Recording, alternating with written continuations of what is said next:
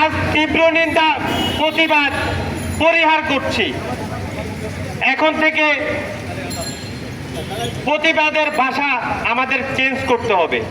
কারণ সাংবাদিকরা কেন এত নির্যাতিত হবে?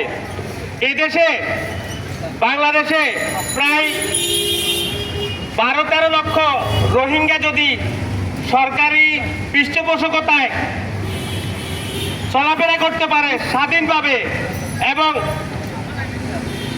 যাদেরকে আমরা অবহেলিত একটি জনগোষ্ঠী বলি, তৃতীয় লিঙ্গ হিজড়া সম্প্রদায়, তারা যদি এই দেশে আইনের সুবিচার পায়, তাদের উপরে হামলা হলে পুলিশ প্রশাসন এক পায়ে দাঁড়িয়ে তাদের সহযোগিতা করে থাকেন, তাহলে আমরা গণমাধ্যম কর্মীরা কেন এত নির্যাতিত হবে, বিচার পাবে না? অতীতে যে সাংবাদিকদের উপরে যে সকল হত্যা, গুম, নির্যাতন হয়েছে, সেই বিচারগুলো আদৌ হয়নি সঠিকভাবে। যেমন উল্লেখযোগ্য ঘটনা সাগররুনি হত্যাকাণ্ড।